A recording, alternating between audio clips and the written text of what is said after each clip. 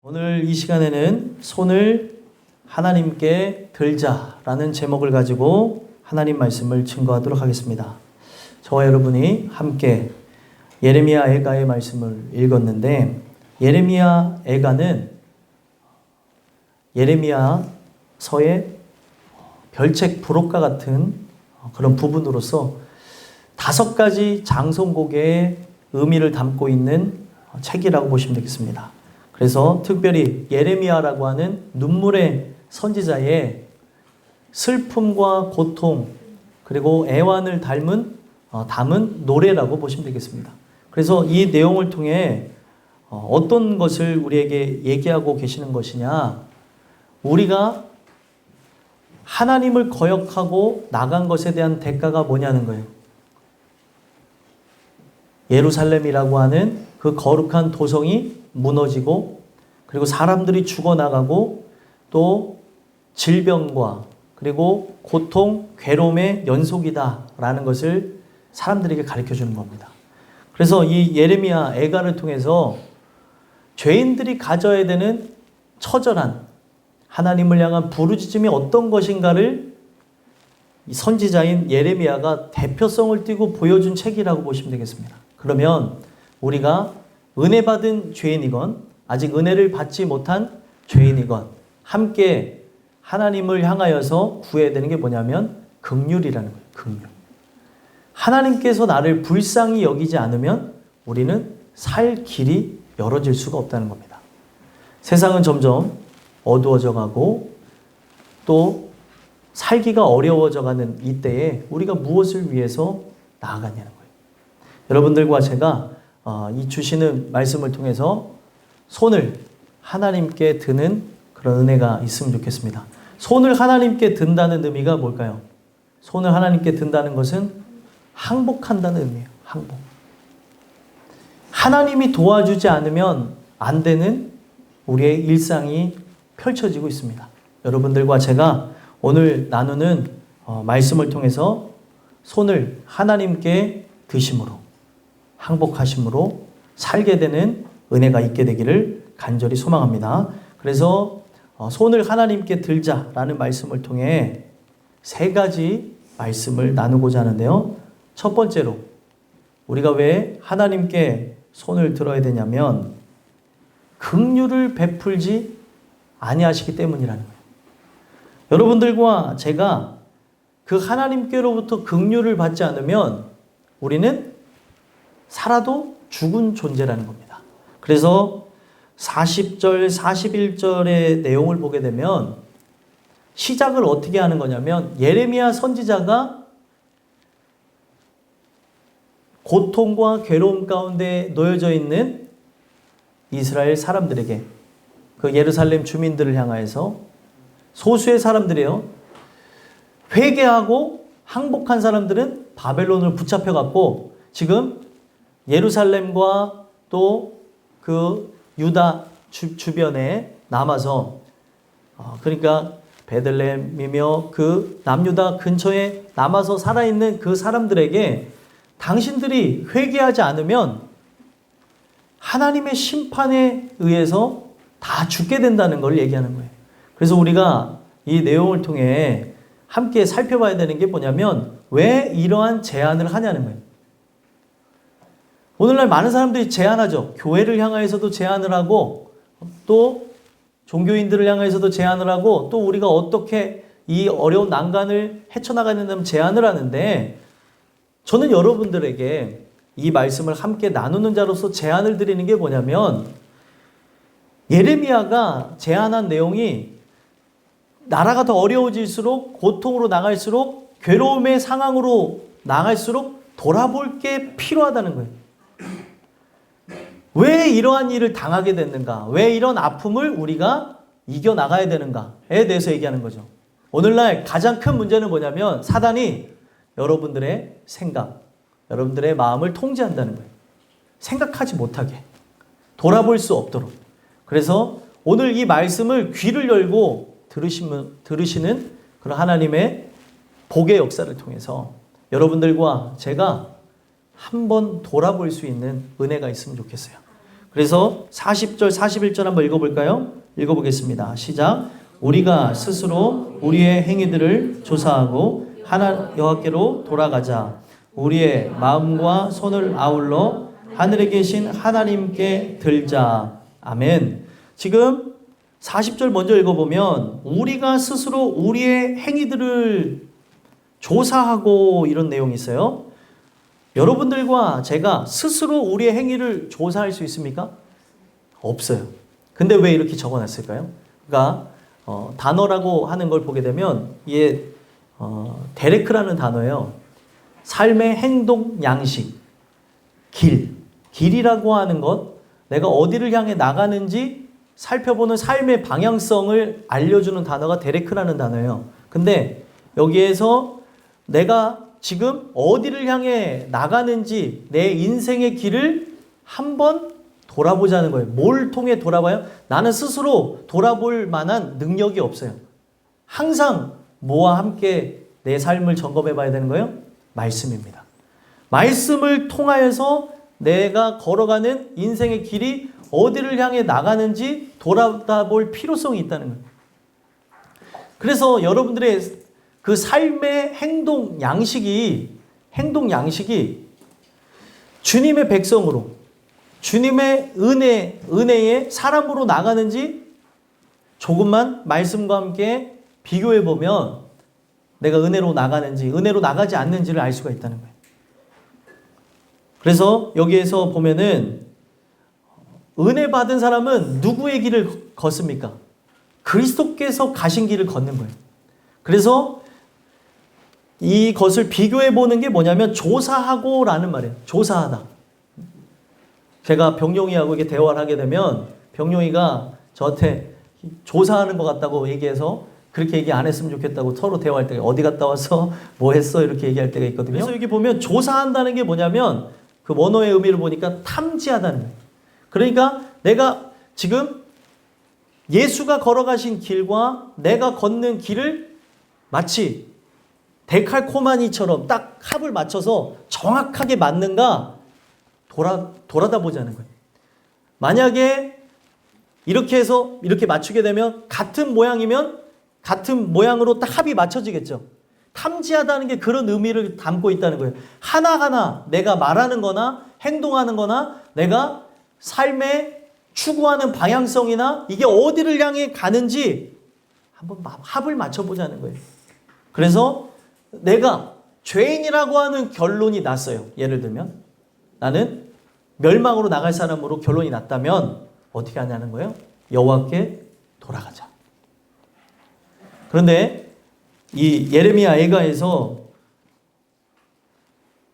우리에게 충격을 주시는 게 뭐냐면 예레미야 애가 5장 21절에 보면 여호와여 우리를 주께로 돌이키셔서 그리하시면 우리가 주께로 돌아가겠사오니 우리의 날들을 다시 새롭게 하사 옛적 같게 하옵소서. 우리를 주께로 돌이키소서. 그러니까 이 모든 내용의 핵심이 뭐예요?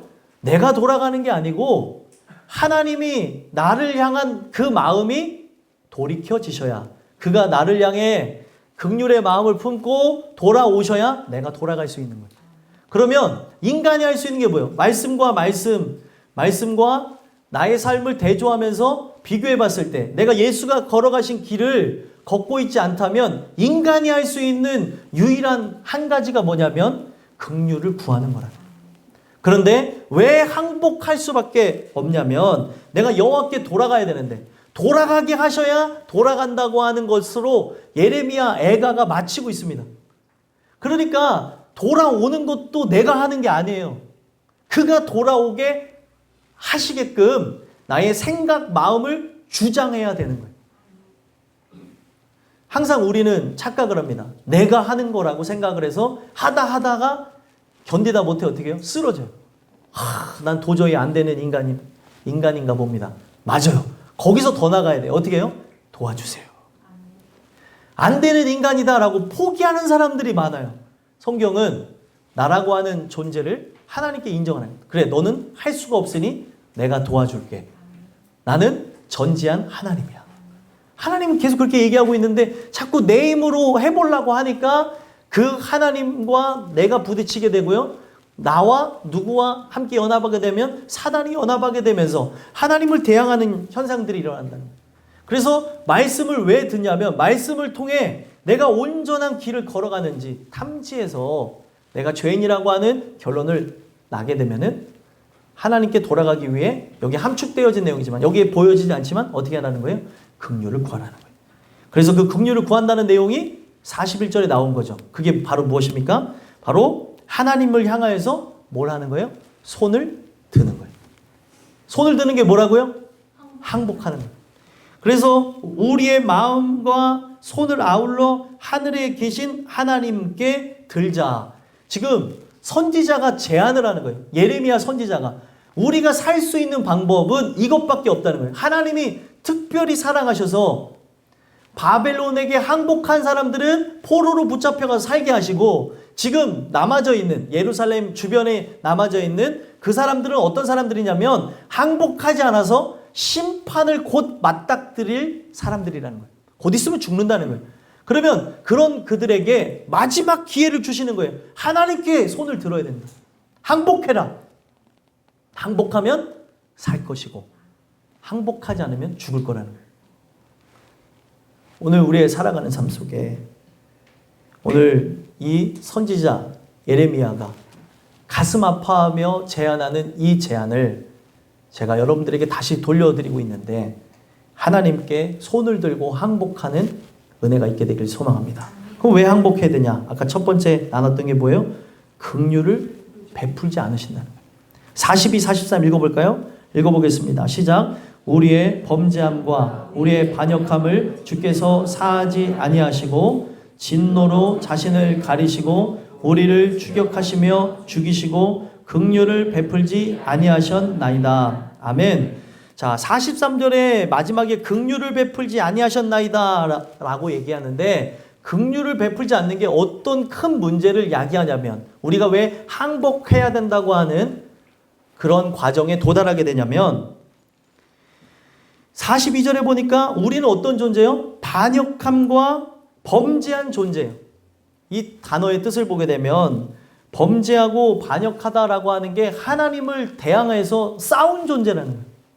여러분들 하나님을 대항해서 싸운 존재 제일 먼저 누굽니까? 사단이죠. 바로 하나님을 대항해서 싸웠고 지금 내가 그 하나님과 대항해서 싸웠다면 내가 지금 누구 편에 서 있는 거예요? 마귀 편에 서 있는 거죠. 오늘 우리가 그렇게 하고 살아남을 수 있다라고 생각하면 착각인 거예요. 오늘 나의 모든 삶이 하나님의 은혜로 충만하게 되지 않으면 우리는 어떻게 되는 거예요? 하나님께 반역하고 그 반역죄로 인해서 왕을 반역한 죄, 우리가 어떤 나라 역사를 잘 모른다 하더라도 쉽게 알 수 있는 게 무엇이죠? 왕에게 대항하여서 반역죄는 어떻게 됩니까?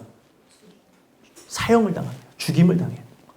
그러면은 나는 죽을 수밖에 없는 존재예요. 그럼 그런 우리가 할 수 있는 게 뭐예요? 긍휼을 구하는 것밖에 없다는 거예요. 하나님이 이런 존재인 나를 향하여서 이제 뭐를 하지 않겠다는 거예요? 사하지 아니하시고 죄사함이 없으면은 우리는 용서를 받을 수가 없는 거잖아요. 죄사함을 받는 부분 속에 왜 그것을 은혜라고 얘기합니까? 내가 하나님께 어떠한 그 응당한 대가를 치렀기 때문에 죄사함이 있는 거예요? 아니죠. 하나님께 어떤 아들을 죽인 대가로 내가 무엇을 드렸기 때문에 내가 사는 겁니까? 아니에요. 그걸 내가 하나님께 드릴 수 있는 거는 없어요. 아들을 죽인 그 죄를 어떻게 용서를 받는 거예요? 이 세상에 여러분들의 자녀가 그 무엇과 바꿀 수 있다고 생각하십니까? 바꿀 수 없잖아요. 오늘 우리가 이 내용 속에서 살펴봐야 되는 게 이런 거라는 거예요. 범죄함과 반역함을 주께서 사하지 아니하시고 이 내용은 사하지 않는다는 거는 나는 살았으나 죽은 존재라는 거예요. 하나님의 진노 아래 머문다는 거죠. 그래서 43절에도 이어서 얘기하는 게 뭐예요?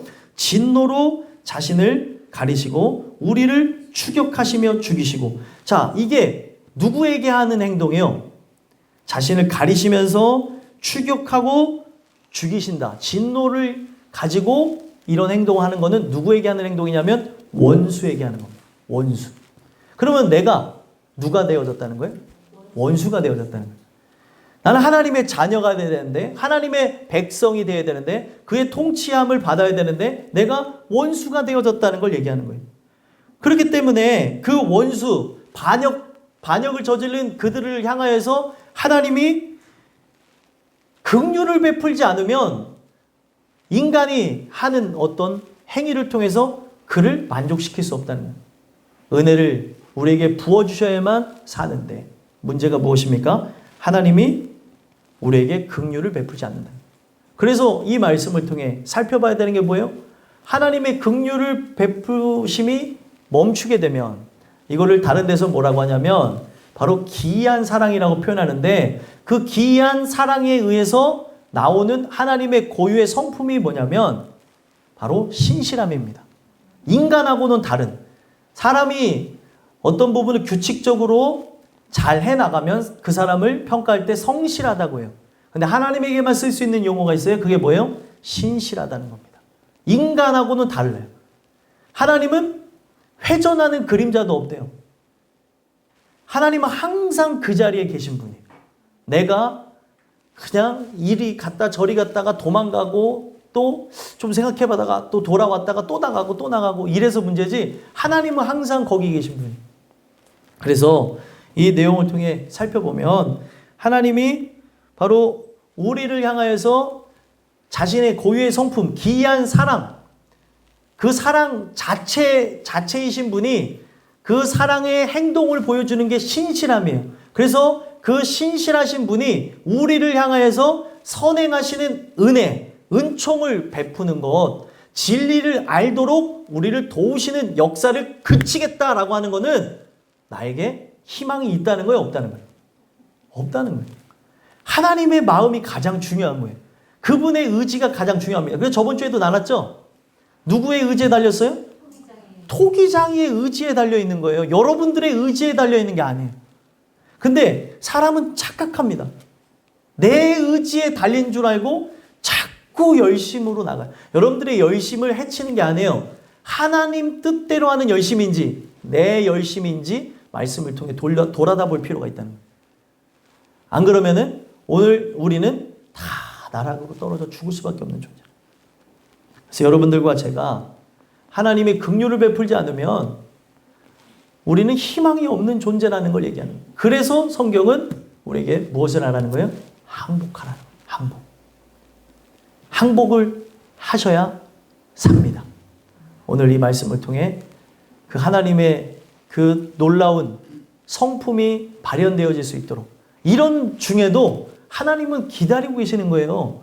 마음을 바꾸시는 분이 아니라 나를 택하여서 구원하기로 하셨으면은 내가 은혜로 세워질 때까지 하나님의 마음은 변치 않으세요.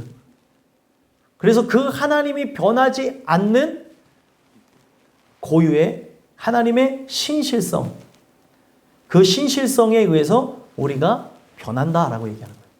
그래서 우리가 이제 복음에 대한 그 부분을 보게 되면 복음에는 하나님의 의가 나타난다 그러죠. 하나님의 의가 나타나서 믿음에서 믿음에 이르게 하나니 오직 의는 믿음으로 말미암아 살리람과 같으니라. 믿음에서 믿음으로라고 하는 단어가 뭐냐면 바로 하나님의 신실하심, 전혀 변함이 없는 하나님의 강한 의지 때문에 죄악 투성인 내가 변할 수 있다는 거예요. 오늘 그 하나님께 내 온몸을 다해서 반항하는 것, 그것을 이제 그치시고 여러분들의 삶을 뭘로 돌아봐요? 이 말씀을 통해 내가 하나님 뜻대로 살아가는가 하나만 살펴보자는 거예요. 하나님의 백성으로 영광을 돌리기 위해 살아가는가, 내가 먹든지 마시든지 무엇을 하든지 하나님의 영광을 위해서 사는 건데 내 직업, 나의 달란트, 또 내가 가지고 있는 그런 능력을 갖고 무엇을 하며 살아가는가, 주님을 높이며 살아가고 있는가 한번 돌아다 보시면서 하나님께 항복하고 그 하나님의 긍휼하심으로 살게 되는 여러분들과 제가 되길 간절히 소망합니다. 또 이어서 이제 살펴보시면 손을 왜 하나님께 들어야 되냐면 기도가 상달되지 아니하기 때문이라는 거예요.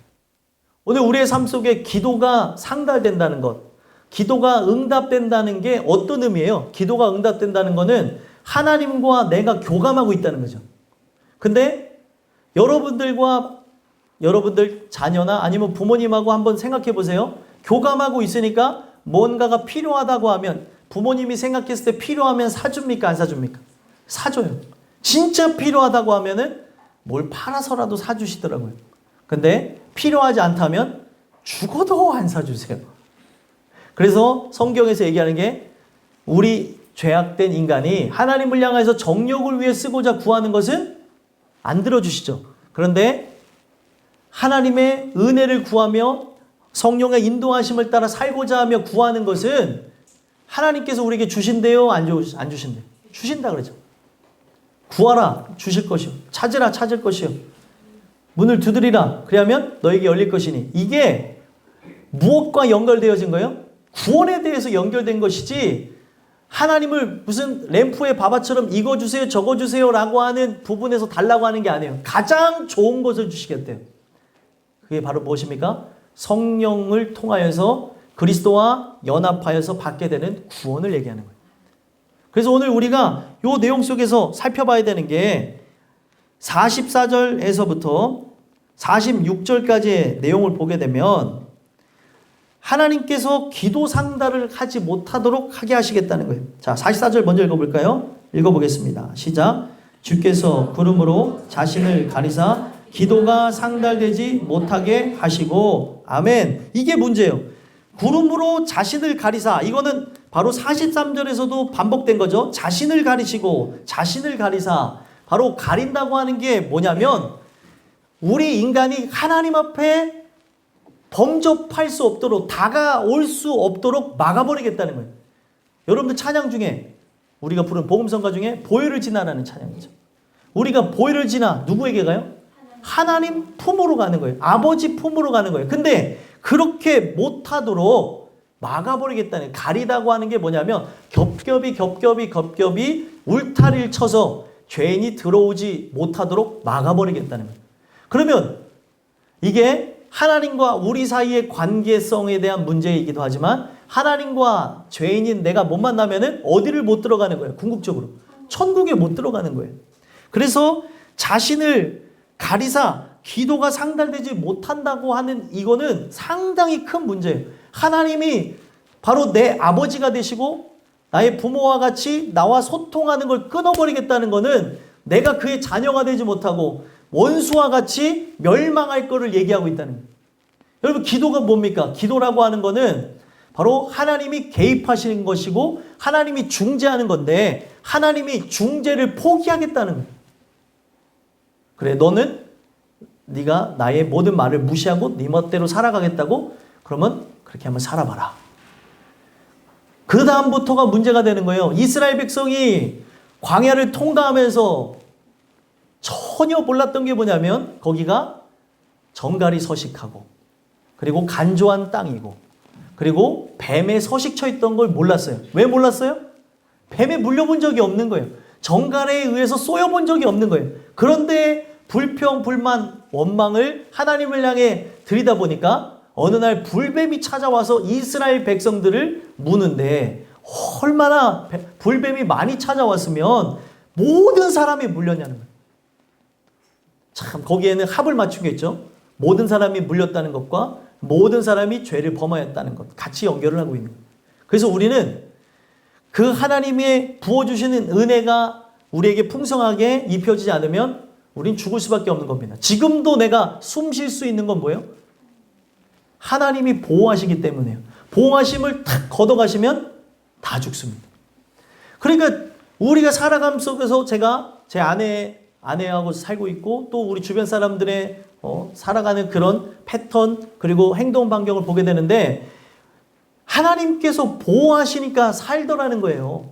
우리가 수도 없이 위험의 상황에 노출되어지고 또 이제는 바이러스의 상황에 노출되면서 살아가지만 하나님께서 보호하셨기 때문에 사는 거예요. 지금도. 수도 없는 하나님의 그 일하심의 역사 속에 우리가 살아가고 있다는 거죠. 근데 그 하나님이 자신을 가리겠다는 거예요. 못 오게.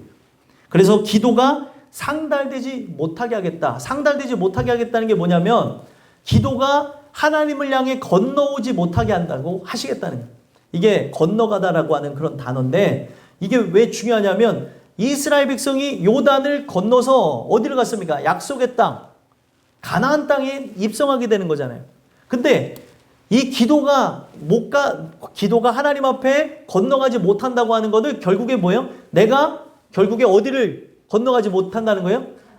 가나안 땅, 새하늘과 새 땅이라고 하는 그 천국에 들어가지 못한다고 하는 것을 이 땅에서 응답하지 않는 걸 통해 오늘날 우리가 알게 하시겠다는 거예요. 그럼 내가 왜 기도가 응답이 안 되지? 오늘날 우리의 삶에 이러한 부분들이 왜 계속되어지지? 살펴볼 필요가 있는 거예요. 그래서 상달되지 못하게 하시고 어떻게 한대요? 45, 46 읽어볼까요? 읽어보겠습니다. 시작. 우리를 문 나라 가운데서 쓰레기와 폐물로 삼으셨으므로 우리의 모든 원수들이 우리를 향하여 그들의 입을 크게 벌렸나이다. 아멘. 자, 우리를 뭘로 삼았대요? 쓰레기와 폐물로 삼으셨대요. 야, 하루아침에 격화되어지는 거죠. 격상되어져야 될 우리가 격화되어집니다. 우리는 전에는 누구였어요? 하나님의 백성이자 하나님의 자녀이자 그의 기르시는 양이었죠. 바로 하나님의 통치를 받는 존재에서 하나님이 그들과 교통하는 교감을 끊어버리니까 하루아침에 우리가 뭐가 되어져요? 쓰레기가 되어지는 거예요. 이게 되게 충격적이죠. 쓰레기가 되어지고 또 성경에서는 우리가 그 하나님의 은혜를 얻지 못하면 우리가 뭐가 된대요? 먼지 같은 이이다. 이 세상 우주 속에 아무 존재가 아니라는 거예요. 근데도 인간이 지금 하나님과 교감하지 못하는 게 얼마나 큰 원통함이고 아픔이고 괴로움인지를 모르고 살아가고 있다는 겁니다. 다윗이 그동안 죄악으로 얼룩져서 하나님과 교통하는 걸 잊고 살아가다가 바세바를 취하여서 낳게 된 아이가 죽게 되는 걸 통해 갑자기 정신이 번쩍 나면서 깨달았던 게 뭐냐면 가장 두려운 게 뭐예요? 주의 성령을 걷어가는 거. 하나님은 그런 분은 아니지만 성령을 걷어간다는 의미가 뭐냐면 하나님이 나를 향해서 구원을 취소한다 이런 개념이 아니라 교통을 끊어버리겠다는 거예요. 근데 구원을 받은 존재가 죄가 침투해서 살아가다 보니까 어떤 짓을 했어요? 다윗 왕이지만 위대한 왕이지만 살인 교사 혐의가 있는 겁니다. 더 나쁜 짓을 했어요. 내 손으로는 피를 묻히지 않았지만 그가 전장 가장 깊은 곳에 가서 그 원수에 의해 맞아 죽게끔 칼로 인해 죽게끔 만든 게 다윗이었습니다. 한 사람이 추락하게 되니까 진짜 그가 사무엘하 그 1장에서부터 10장까지 보여준 모습은 완벽한 모습이었거든요. 근데 그도 인간이라고 하는 것이 바닥에 떨어지게 되니까 한없이 추락하게 되는데 자기의 죄를 감추기 위해서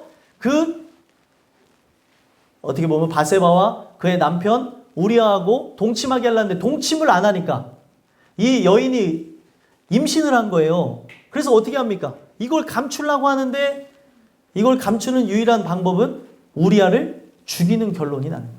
우리아가 얼마나 충신이었냐면 아내하고 동침하지 않겠다. 전쟁 중인데 제가 어떻게 이와 같은 행동을 하겠습니까? 라고 하니까 다윗이 생각 끝에 저걸 어떻게 해야 될까? 지금 저 바세바는 지금 배가 불러오고 있는데 우리아를 죽여야겠다. 이게 다윗이에요. 그렇게 해서 죄악으로 얼룩졌던 다윗이 나단 선지자에 의해서 다시 정신을 번쩍 차리고 깨어나게 되니까 내가 그동안 잊고 사는 하나님과 교통하며 그 구원의 감격을 누렸던 게 얼마나 복된 것인지를 깨닫게 되면서 주님 나를 새롭게 하여 주시옵소서. 주의 성령을 내게 거두지 마옵소서.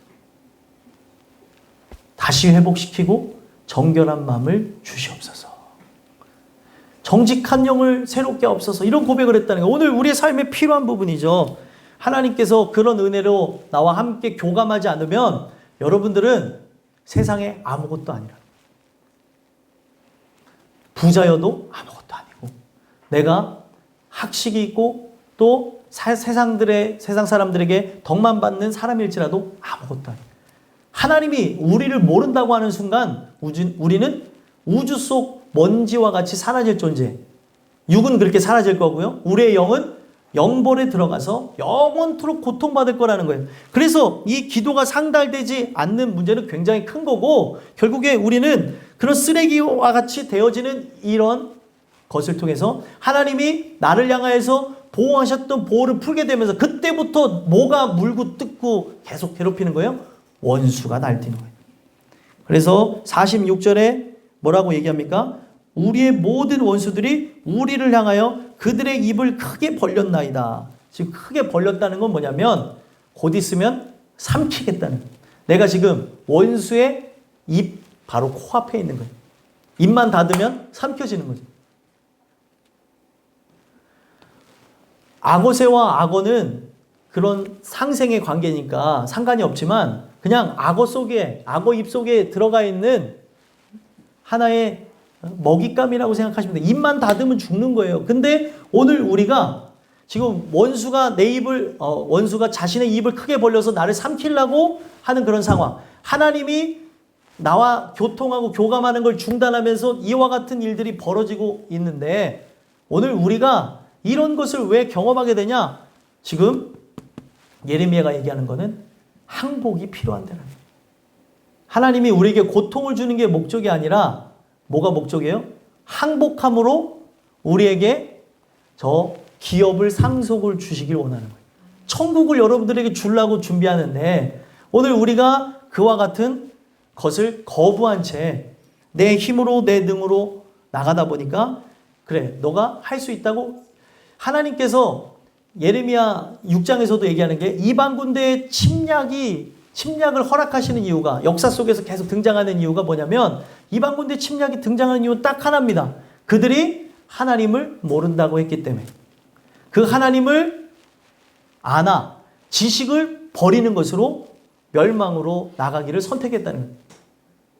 오늘 우리가 하나님을 머리로 지식적으로 아는 것으로 구원받을 수 없습니다. 하나님과 끝까지 교감하고 그 지식이라고 하는 게 내 백성이 나를 아는 지식이 없으므로 망한다라고 하는 게 뭐냐면 어떤 공부를 해서 외우는 정보력을 얘기하는 게 아니라 하나님에 대한 성품, 그 하나님과 교감하며 얻었던 이것을 그들이 버려버렸기 때문에 지식이 없다고 얘기하지만 뒤에서 얘기하는 부분을 보면은 너희가 나를 버렸으므로 내가 너를 버리겠다는 얘기를. 오늘 우리가 하나님을 그런 경험하며 교감하며 교통했던 이 모든 것들을 우습게 생각하니까 하루아침에 우리는 뭐가 되는 거예요? 쓰레기와 바로 폐물이 되어지고 원수의 밥거리가 되었다는 거예요. 소망하기는 하나님께 항복함으로 원수의 일을 꺾으시는 오늘날 이 세상을 창조하시고 오늘날 원수를 자기 발 아래 두시는 하나님의 능력이 여러분들에게 있게 되기를 간절히 소망합니다. 마지막 세 번째로 손을 하나님께 왜 들어야 되냐면 눈물이 마르지 아니하기 때문에 하나님께 항복해야 된다는 거예요. 자, 지금 눈물의 선지자가 누구죠? 예레미야예요. 그래서 그가 눈물이 계속 흐른다고 하는 내용이 47절에서부터 54절까지 쭉 내용 속에 있습니다. 바로 47절의 상황을 보게 되면 두려움과 함정과 파멸과 멸망이 우리에게 임하였도다. 지금 어디에 빠져 있어요? 함정과 파멸, 멸망. 함정에 빠져서 엄습해오는 두려움 그리고 찾아오게 될 파멸과 멸망이 임하였다는 거예요. 이거를 누가 보고 있는 거예요? 예레미야가 보고 있는 거예요. 예레미야가. 아니 여러분들이 생각해 보세요. 부모가 멸망으로 나가는 걸 봐요. 내 자녀가 멸망으로 나가는 걸 봐요. 잘못된 길을 가는 거를 보고 있으면 마음이 어때요? 아이고 잘한다 더 해봐라 이랬습니까? 그거는 어느 정도 해서 그 아이가 돌아올 수 있는 부분, 그러니까 깨우칠 수 있는 부분에서 그 아이가 다치지 않는 선이라고 하면 부모가 그런 행동을 하실 때가 또 있죠. 그래 너가 이거 만져보고 싶으니까 살짝 만져봐. 어때? 뜨거워 안 뜨거워? 뜨거워. 또 뜨겁다는 말도 못하면 어떻게 해요? 뜨 이러잖아요. 애는 키워보지 않았는데 애 크는 걸 많이 봤어요. 저희 주변에서 셋이 컸습니다. 그래서 얘네들이 다 이렇게 갖고 태어났는데 어쩜 셋 다 똑같이 생겼어. 태어났을 때. 이렇게 접혀져서 나왔는데 애들이 다 똑같이 생겼어요. 사진을 제가 봤는데 야, 얘는 어떻게 이게 다 똑같이 생겼냐. 근데 크다 보니까 다 다르게 생겼더라고요. 근데 제가 그걸 보면서 느낀 게 뭐냐면, 그런 거는 상관이 없는데, 진짜 그 하나님께서 나의 삶 속에 죄악대로 나가는 거를 그대로 내버리게 되면은 어떻게 될까요? 죽을 수밖에 없어요. 내가 부모의 입장에서 내 자녀가 잘못된 길을 가고 있는 거를 봤다고 한다면 어떻게 했습니까? 마음이 찢어지는 거예요. 저렇게 가면 안 되는데. 그래서 이 말도 해보고 저 말도 해보고 겉면도 해보고 그렇게 하는 거죠. 그래서 지금 온 이스라엘을 향하여서 갖게 되어지는 이 예레미야의 마음이 어땠냐면 눈물밖에 없는 거예요. 그래서 이들이 지금 자기가 어떤 심정이냐면 지금 함정에 빠져서 두려움과 파멸과 멸망이 임하게 되는 상황이고 지금 48절, 49절, 50절 세 절 한번 읽어볼까요? 48, 49, 50절 읽어보겠습니다. 시작.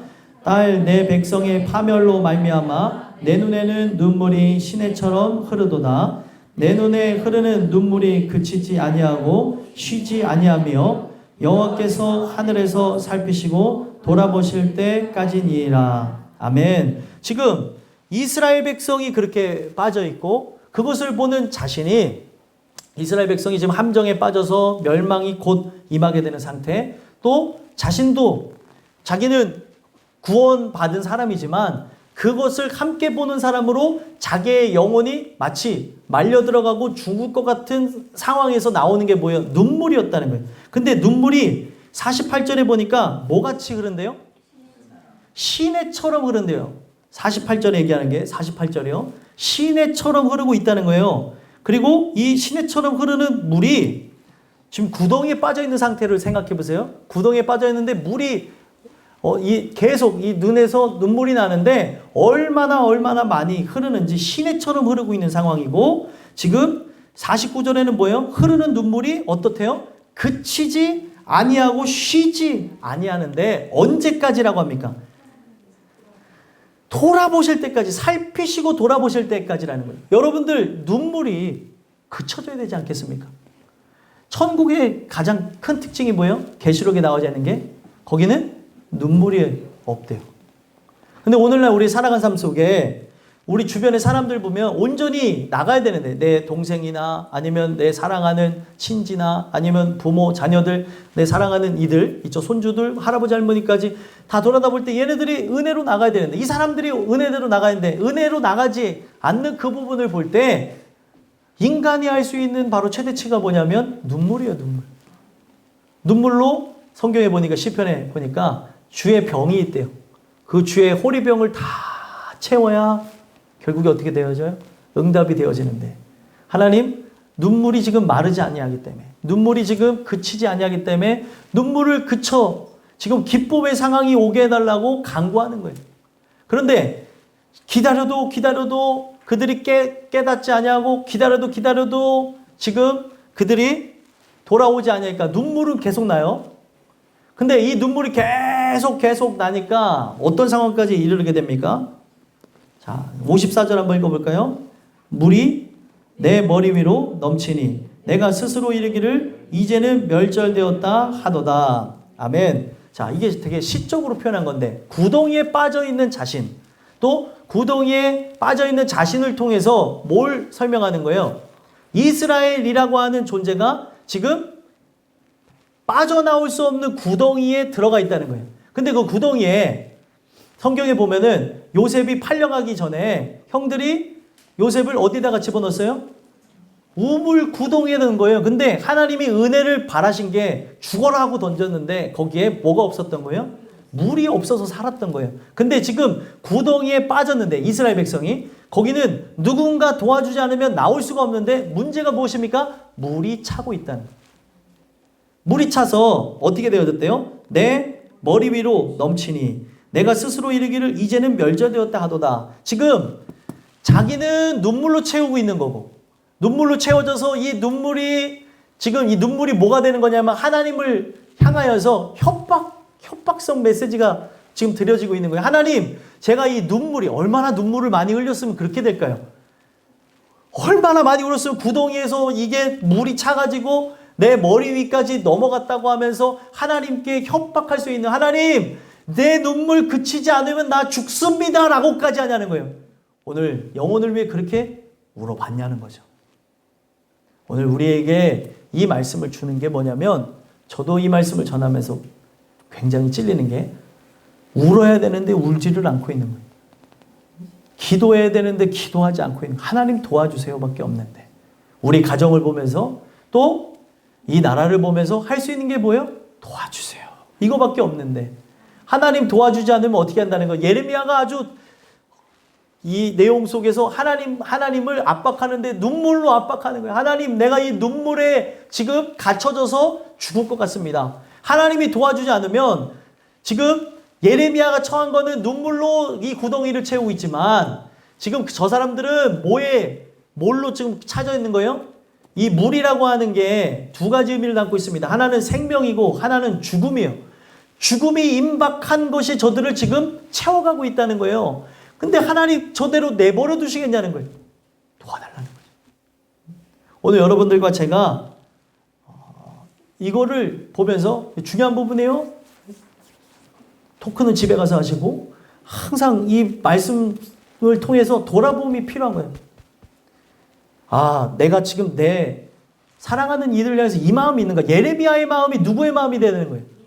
내 마음이 돼야 되는 거예요. 근데 오늘날 부모인데도 내 몸에서 난 자식을 향해서 이게 없다면은 이거는 육체적 사랑으로 다가갈 수 있는 부분이 아니에요. 영적인 사랑으로 다가갈 때 그 영혼을 보면서 이렇게 울 수 있는 거예요.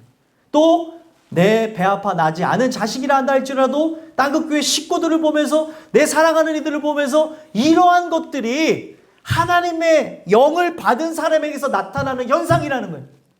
하나님이 어떤 분이에요? 사랑 자체잖아요. 오늘 우리에게 필요한 게 이런 거라요. 눈물로 내 잔을 채우고 그 병을 채우고, 지금 이 구덩이에 차서 내 머리까지 넘치니 스스로 이르기를 멸절되었다. 이제는 다 끝났습니다. 주님, 물이에요. 내 머리를 찼다는 건 뭐예요? 곧 있으면 익사하는 거죠.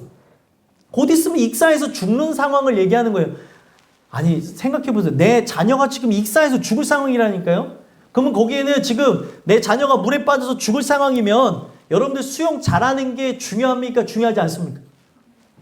그래서 결국에 그 자녀가 물에 빠졌는데 아버지가 구하러 들어갔다 아버지도 죽는 경우가 있잖아요. 왜요? 내 자녀인데 죽는 거를 볼 수가 없는 거예요. 그래서 수영도 못하는데 들어가셨다가 돌아가신 분들도 있습니다. 지금 그런 상황인 거예요. 근데 지금 이 상황 속에 놓여져 있는 여러분들과 저라고 생각하면서 생각해 보자는 거예요.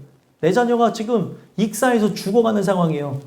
그 사망의 세력이 찾아와서 저의 머리까지 차서 곧 있으면 숨이 멎는 상황입니다. 어떡하겠어요? 하나님께 항복해야 되지 않겠습니까? 내 눈물을 닦아주셔야 사는 거예요. 내 눈물을 닦아줬다는 건 뭐예요? 그들을 구덩이에서 건져내셨다는 거죠.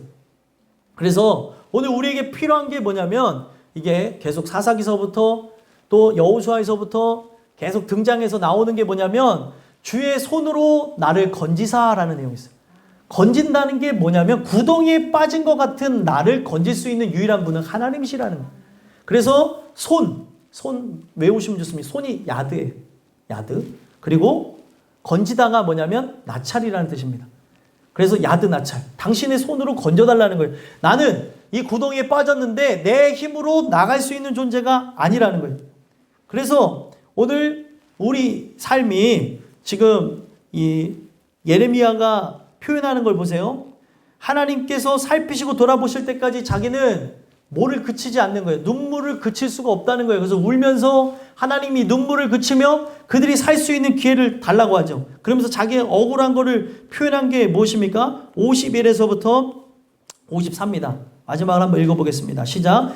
나의 성읍의 모든 여자들을 내 눈으로 보니 내 심령이 상하는도다. 나의 원수들이 이유 없이 나를 새처럼 사냥하는도다. 그들이 내 생명을 끊으려고 나를 구덩이에 넣고 그 위에 돌을 던지며 물이 내 머리 위로 넘치니 내가 스스로 이르기를 이제는 멸절되었다 하도다. 아멘.